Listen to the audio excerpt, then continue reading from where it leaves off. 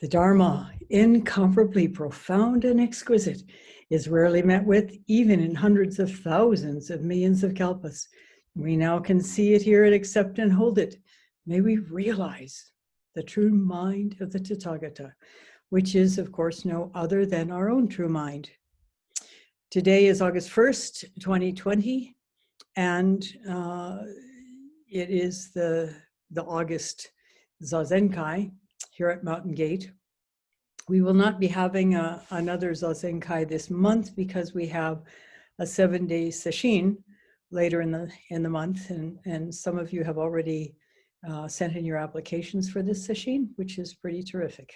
It, of course, will be Zoomed since most people are not anywhere near in New Mexico. Some of you are, but most of you are not. And it would be very complicated given the guidelines, the state guidelines for the COVID-19 pandemic to be able to come to sesshin here in August. Hopefully, eventually it will be possible again. And in the meantime, we will continue to do Zoom sesshin, and how serendipitous it was that the gentleman who invented Zoom did so just before it was incredibly useful. I think it was quite useful to begin with, but it's even more so now. And I was just reading this morning, actually, that the stock market is not in good shape except for tech stocks. And that's sort of a no-brainer, I would think, since everybody is having to work online. The more you can invest in online support, I guess the more money the stock market will make, or at least people that have those particular stocks. This morning, I started the introductory talk for this little Zazenkai by speaking about the fundamental understanding of Zen, that there is a truth. The true reality is not being experienced by most people. When we're born, we're experiencing it. There is no other way, because we haven't come online with thinking yet. And unless we have had severe trauma to begin with, as we are born. Well, being born is traumatic, but we all seem to get through that. It's after that it can get super challenging depending on our caregivers. And we would hope that everyone would have wonderful, loving caregivers, because that is how people grow up to become wonderful, loving human beings. The seed is there, there's no question about that. But because so many people do not see this profound truth of reality, we get caught in suffering from various different reasons. We assume that there is permanence, that there's a continuity, that what is today is going to be tomorrow also. And this is in particular about mind states in people's experience these days, because we can get into a depressed mind state and think it will last forever. And it won't, because things change. We get caught in the idea that we are permanent and that we alone exist as who we are, and that other people exist as who they are, and that's permanent too, of course, until they die. And this is a source of suffering, that people do die and things do change. We want things to be the way we want them to be. We don't want them to change if they're feeling good. We do want them to change if they're not feeling good. But that's because we miss a deep understanding of this true nature of reality. This morning I talked about how science, in particular neuroscience, has been able to see how this could come about, although that's not what they were looking for. They were trying to map the brain and the different aspects of the brain and what this part of the brain does as opposed to that part of the brain, and so on and so forth.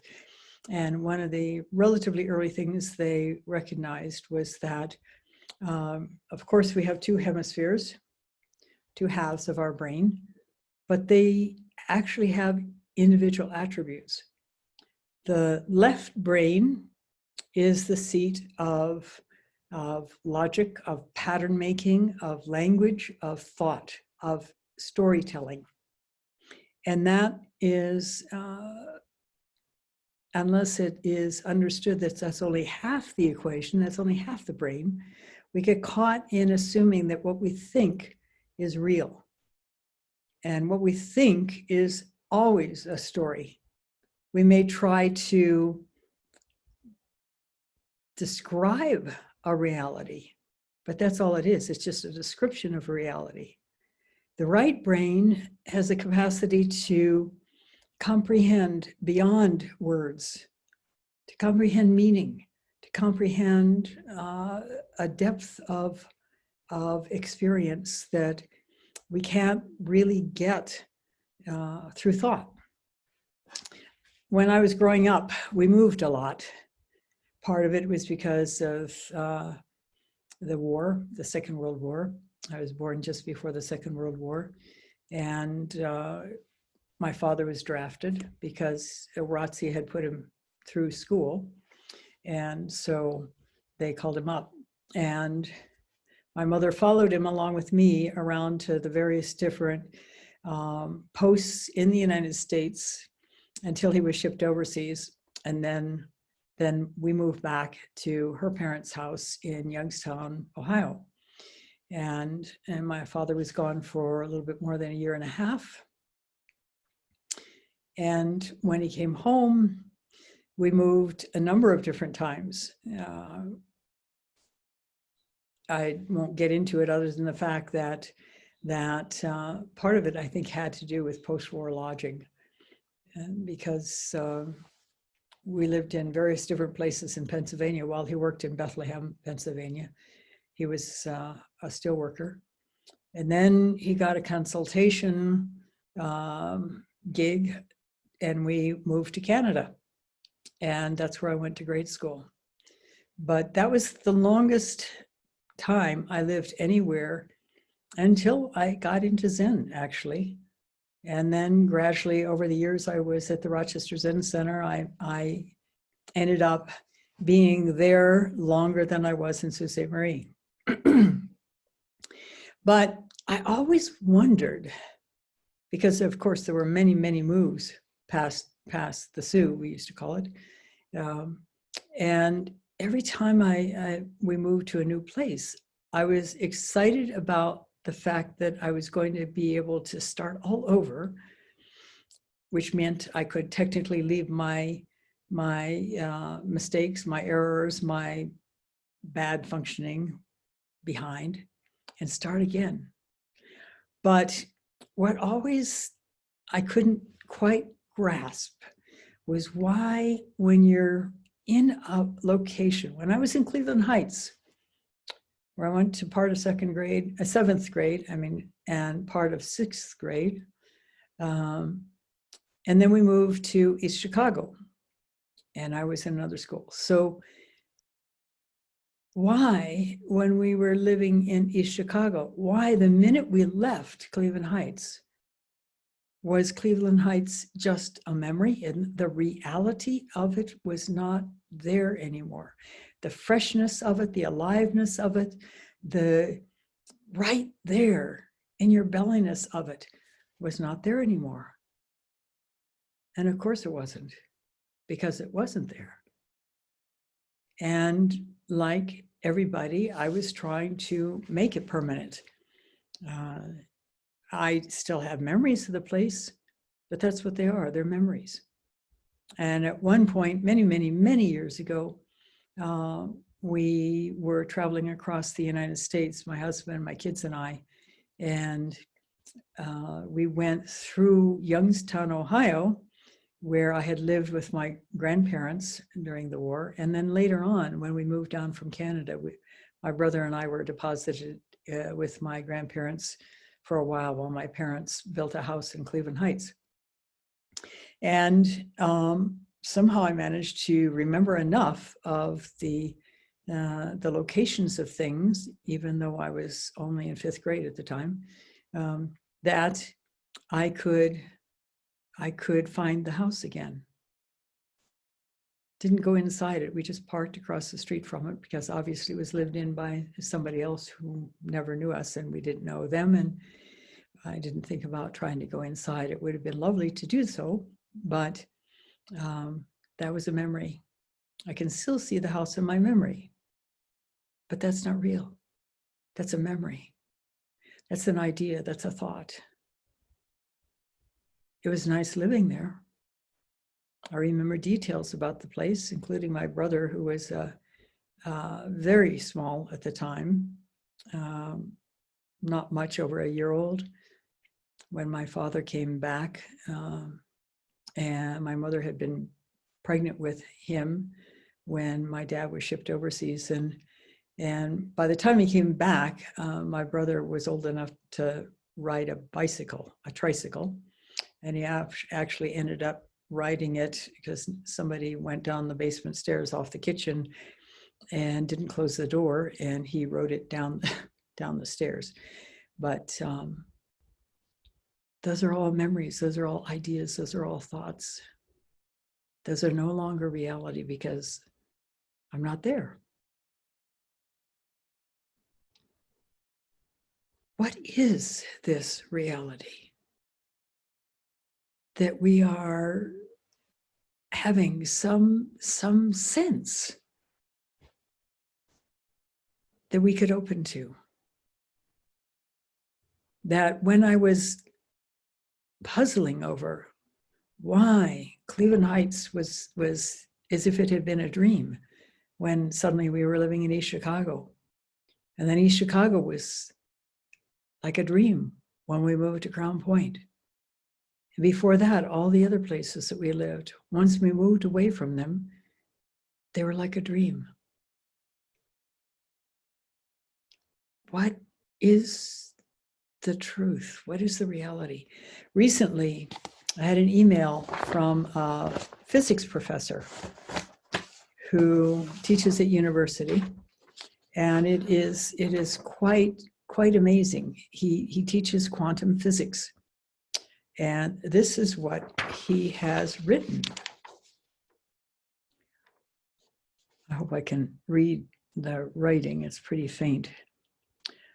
Quantum mechanics cannot just be understood in terms of common sense. So quantum mechanics cannot be just understood in terms of common sense and normal language. It escapes completely the linear sequential language.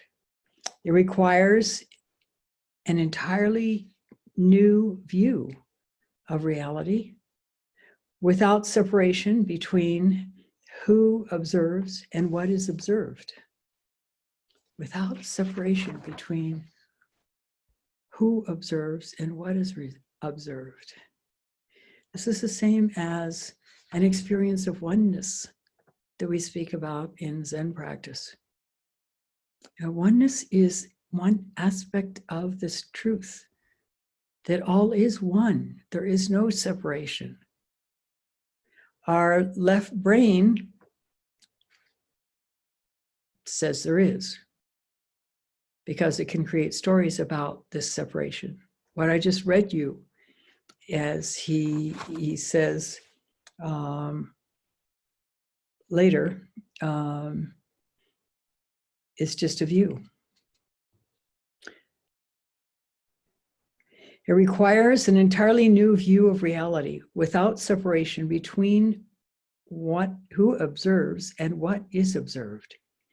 Any popular description in words will provide just a very partial view, which is a view and not the reality. A view and not the reality. We have many teachings in Zen that are views, not reality. They're trying to point to reality, but they're not the reality. This is the classic thing of the finger pointing to the moon when it's the moon you want to experience. So how do we get there? We are so well trained in cognizance and using our left brain to perceive the world, to determine what is and what isn't, at least what we think is and what we think isn't. And of course, there are a gazillion arguments around that, as many arguments as there are human beings in the universe. And this is why we have wars, and this is why we have disagreements, and this is why we have murders and abuse and all the rest of that. What is this reality that is advertised as being able to set us free? And it's more than advertised. I mean, people have experienced it and been set free. You know well my favorite story, which is that of Jacques Lasserane. And it's a true story. It actually happened to a human being, a Frenchman, who was blinded as a kid when the kids were rushing out of school for recess, and their enthusiasm, they shoved him from behind, and he careened into the corner of the teacher's desk and it put out his eye. And from then on, he was blind. But he had an interesting insight. Not long after that, he discovered that if he was angry or upset, or he wanted something, he was demanding something, that all of a sudden it's as if the furniture in his house rearranged itself, and he kept bumping into things. He lost his innate ability to perceive objects even though he couldn't see them. But if he was at peace with himself in the moment, if he felt in harmony with things, then he had no problem getting around. He even, as he grew older, he even would go on hikes with his high school friends. Apparently he was quite a popular kid. And one can see why, because he did really work on tuning in to that aspect of his being. One would call it right brain, basically, that stepped out of the identification of Jacques Lasserane, the blind kid. And it was in stepping out of that identification, was able to open to a deeper truth and function fine without having to think about things. Of course, he thought about things. He actually was, his parents, it seemed like, were pretty enlightened, and they convinced the school to allow him to mainstream. So he stayed in his classes. All he had to do was learn Braille. But he stayed with the same group of kids he had started school with, and went all the way through high school. He, of course, learned how to think. He already knew how to think. He, of course, thought a lot as he was going through school. You can't go through school without thinking. We're well trained in that. And in fact, in high school, as you have heard, the Nazis invaded France, and he and his buddies got together and decided that the French people were getting too terrified by the apparently quite effective German propaganda. And not only that, but people that they respected and cared about were disappearing. And they felt they needed to do something about it. They got their heads together and decided what to do about it. They figured that the most important thing would be to get accurate news to the French people to counteract the German propaganda.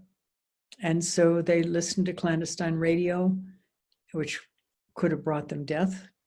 And in fact, at a certain point, it did for a number of them.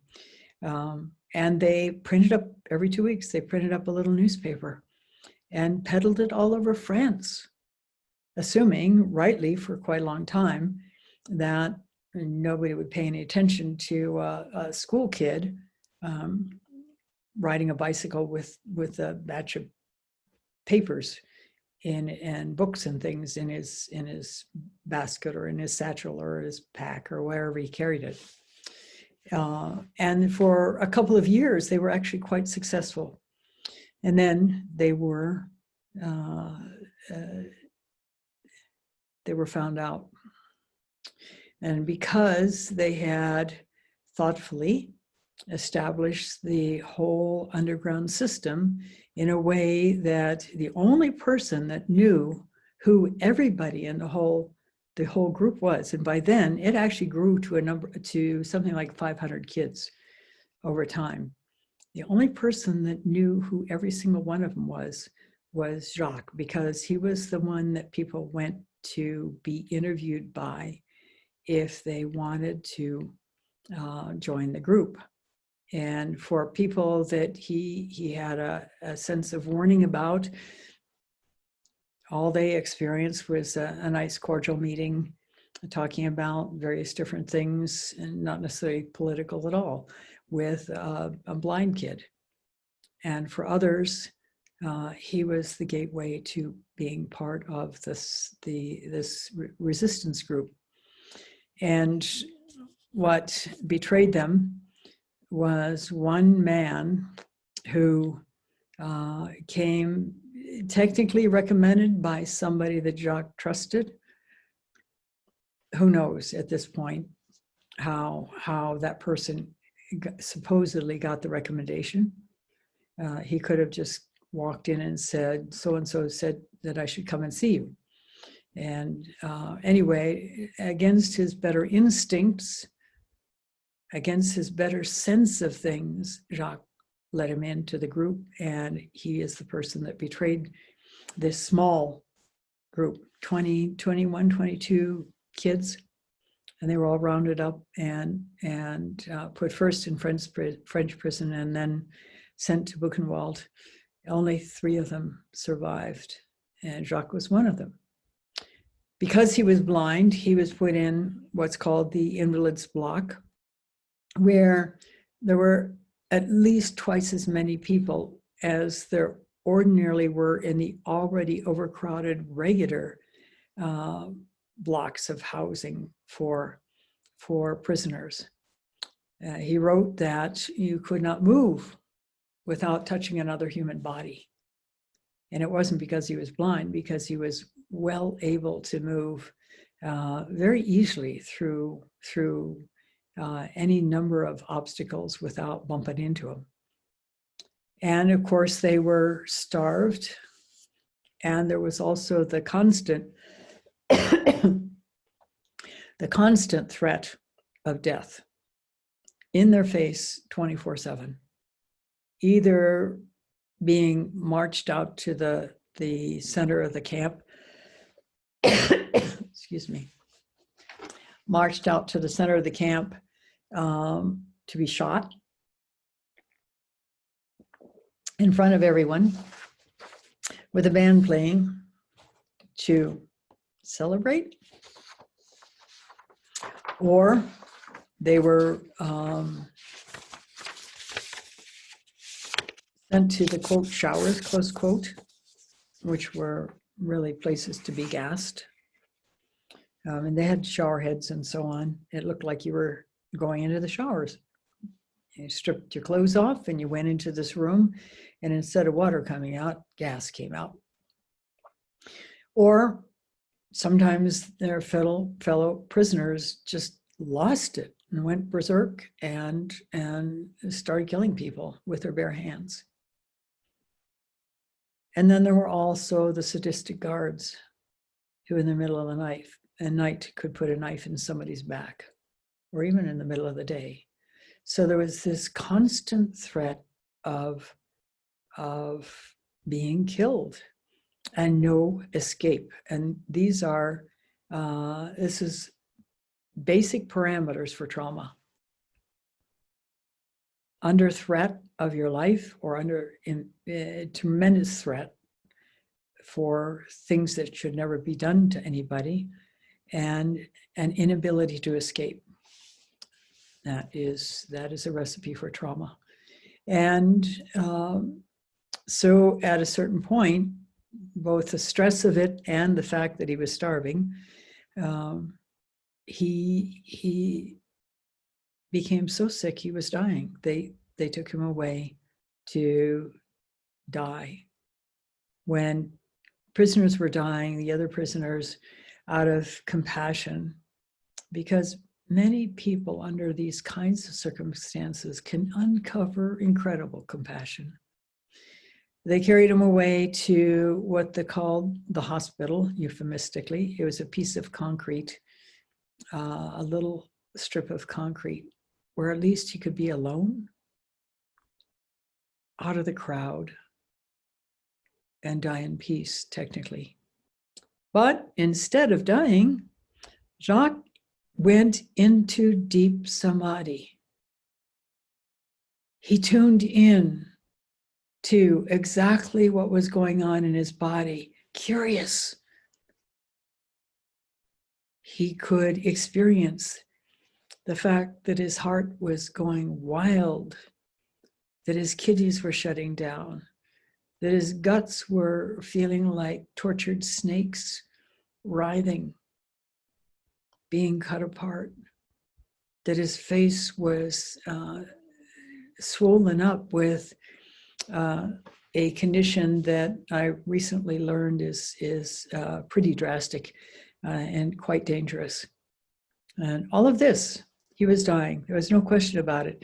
And there were 3 doctors in the camp who were prisoners like himself, who came to him and diagnosed him and said exactly the same thing. But because he tuned in, because he didn't try to escape the pain, the suffering, the trauma, because he offered this radical acceptance. Okay, this is how it seems. Okay, I don't have to like it, but this is how it seems to be right now. And a result of that was he had a deep awakening experience. He wrote that he found joy, as you know, and that the joy never left him. Eventually, I think it was something like 11 months later, the Allies liberated the camp. He survived, despite the fact that the Nazis had poisoned what was left of the food.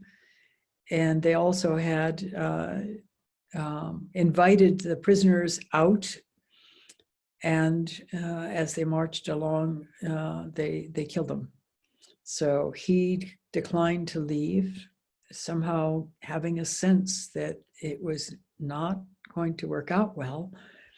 And so he survived and eventually went to college, although with some level of, quite a huge level of challenge, because the Nazis had changed the laws in France so that anybody who was debilitated in any way, and he was, of course, he was blind, was not allowed to enter university. a very sadistic way of treating people with difficult situations. And somehow he managed to become an exception to that and became a university professor. He died in a car accident along with his wife. I think they had 4 kids when he was in his 40s. But before that, his college students in America had asked him to write about his experiences because they wanted to know how he could be so open and so compassionate, so caring, so joyful. And so this book has been translated into English, and it's a wonderfully inspiring book. It has been, some part of it, originally I came across it years ago in Santa Fe when I was living in Santa Fe, because an abridged version of it was being given out to people who were blind, and then the whole thing was translated. There's also another book that has stories of him and his experiences in Buchenwald. And I don't remember what the title of that one is, but I assume that if you would Google Jacques Lissaran, you would find both those books. So he taught us something, that even in the midst of hell, you can find joy. And it wasn't because he went crackers. He was quite present. And that was what made it possible.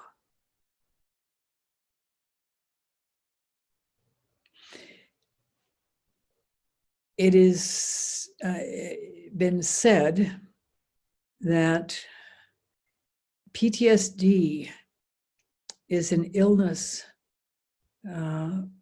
of not being able to be fully present.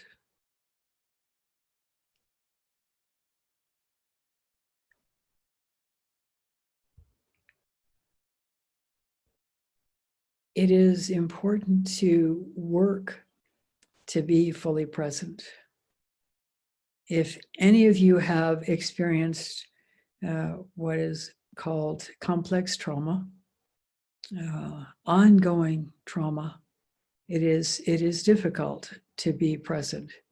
It's just too painful, too frightening, too dangerous. And we tend to want to live in a story, or we start getting reactive when we are a little bit more present, and it's just too anxiety producing. But as we work on it, and there's a lot of help out there, this book, Focusing, which basically made an enormous difference in my life, written by Eugene Gendlin, was, I think it was written back in the early 1980s. That's when I read it. And it is still available. And it's inexpensive. In fact, we give copies of this book to the women veterans that come to our women regaining balance retreats for women veterans with PTSD. It's very effective when we put it to use. It teaches about presence. And nowadays, some of the mainstream therapeutic models for helping people with PTSD is what will help them tune into their bodies. And that's exactly how we do our practice too. We're getting out of our left brain and into our bodies. We're embodying the practice, and this is vital. This is how we move towards the comprehension of the true nature of reality, is through our bodies. We let the left brain take a break and tune in with this perplexity, this curiosity, this need to know, exploring through nuance, through sensation, through energy. That's how we find it. The Buddha, of course, as you know, was deeply concerned by the fact that you get old. Of course, if you don't die young, you get sick, and it's like, who doesn't get sick? And you die. And he was horrified. And he wanted to find out, isn't there something more? Isn't there something better? Isn't there something beyond that? And so he left. And there's a lot of concern about the fact that he left his wife and his child. But in those days, it would have been in the midst of an extended family. And anyway, his wife had died at childbirth anyway. But beyond that, the child's stepmother was still alive, and extended family. So these people were going to be very well taken care of and supported. He wasn't abandoning them in the sense that they were going to starve and not have any possibility of human connection and nurturing. So he left. And the only way he could figure out to try to find the answers was the prevailing spiritual practice of the day, which was ascetic practice. And he did that for 6 years, coming near death, because he was so determined. And then he realized that it wasn't going to happen that way. He couldn't think his way to freedom. He couldn't destroy his body little by little and find freedom. There was some other way. There had to be some other way. And the only other way he could figure out was to sit down and explore within. And that is our model, sitting down and exploring within. And that is what will result in that opening to that innate freedom, compassion, and wisdom that is everybody's birthright. No matter what our experiences have been in life, no matter what our childhood experiences have been, we are still endowed with this basic, profound goodness, this innate compassion, and this innate wisdom.